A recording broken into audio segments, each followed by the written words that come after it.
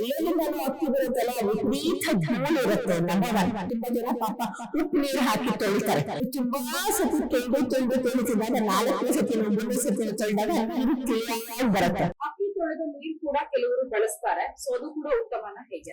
ಖಂಡಿತವಾಗ್ಲು ಅಕ್ಕಿ ಒಳಗಡೆ ಏನೇನು ನ್ಯೂಟ್ರಿಯೆಂಟ್ಸ್ ಡಿಸಾಲ್ವ್ ಆಗಿರುತ್ತೋ ಅದನ್ನೆಲ್ಲ ಅವರು ದೇಹಕ್ಕೆ ತೆಗೆದುಕೊಳ್ತಾರೆ. ಜೊತೆಗೆ ಇನ್ನೂ ಒಂದೇನಾಗುತ್ತೆ ಅಂದ್ರೆ ಒಂದು ಸೈಡ್ ಡಿಶ್ ಆಗುತ್ತೆ.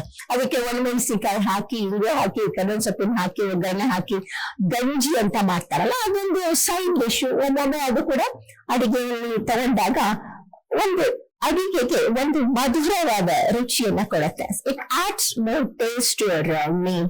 ಹಾಗಾಗಿ ಅದನ್ನ ಮಾಡಬಹುದು ನಾವು. ಅಂದ್ರೆ ಫಸ್ಟ್ ಟೈಮ್ ತೊಳೆದಿರುವಂತಹ ನೀರನ್ನ ಹೊರಗ್ ಚೆಲ್ಲಿ ನೆಕ್ಸ್ಟ್ ಸೆಕೆಂಡ್ ಮತ್ತೆ ಥರ್ಡ್ ಟೈಮ್ ತೊಳೆಯುವಂತಹ ನೀರನ್ನ ಯೂಸ್ ಮಾಡಿ. ಯಾಕೆ ಮೊದಲ ಸತಿ ಅಂದ್ರೆ ನಾವು ಎಲ್ಲೆಲ್ಲಿಂದಲೂ ಅಕ್ಕಿ ಬರುತ್ತಲ್ಲ ವಿಪರೀತ ಧೂಳು ಇರುತ್ತೆ. Number one. ನಂಬರ್ 2 ಏನಾಗಿರುತ್ತೆ, ಒಮ್ಮೊಮ್ಮೆ 2 ತರಹದ ಪೆಸ್ಟಿಸೈಡ್ ಗಳನ್ನ ಹೊಡಿತೀವಿ.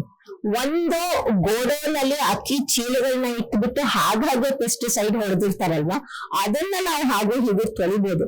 ಆದ್ರೆ ಗಿಡ ಇರೋವಾಗ್ಲೇನೆ, ಅಂದ್ರೆ ಭತ್ತ ಬರ್ತಿರೋವಾಗ್ಲೇನೆ ರೈತರು ಹೊಡಿತಾರಲ್ಲ, ಅದು ಒಳಗಡೆ ಹೋಗಿರುತ್ತೆ. ಅದನ್ನ ನೀರ್ ಹಾಕಿ ತೊಳೆದ ತುಂಬಾ ಜನ ಪಾಪ ಉಪ್ಪು ನೀರು ಹಾಕಿ ತೊಳಿತಾರೆ. ಹಾಗೆಲ್ಲ ತೊಳೆಯೋದ್ರಿಂದ ಖಂಡಿತ ಅದೇನೋ ಹೋಗಲ್ಲ. ಮೇಲ್ಗಡೆ ತೊಳೆಯೋದ್ರಿಂದ ಧೂಳು ಹೋಗುತ್ತೆ. ಕೆಲವೊಮ್ಮೆ ಇಲಿ ಅದ್ರದ್ದು ಹಿಕ್ಕೆಗಳೆಲ್ಲ ಇರುತ್ತೆ. ಆ ತರಹದ ಮೇಲ್ಗಡೆ ಇರುವಂತಹ ಧೂಳು ಹೋಗುತ್ತೆ. ಹಾಗಾಗಿ ಮೊದಲೇ ಸತಿ ಚೆಲ್ಲಿ. ಅದೇ ಇನ್ನೊಂದು ಗಮನಿಸಿ, ತುಂಬಾ ಸತಿ ತೊಳಿಸಿದಾಗ 4 ಸತಿ 3 ಸತಿ ತೊಳೆದಾಗ ನೀರು ಕ್ಲಿಯರ್ ಬರುತ್ತೆ. ಅಂದ್ರೆ ಅಲ್ಲಿಗೆ ಹೊರಗಡೆ ಇರ್ಬೇಕಾಗಿದ್ದಂತಹ ಆಹಾರ ಅಂಶಗಳೆಲ್ಲ ಹೊರಟೋಗಿದೆ ಅಂತ ಅರ್ಥ.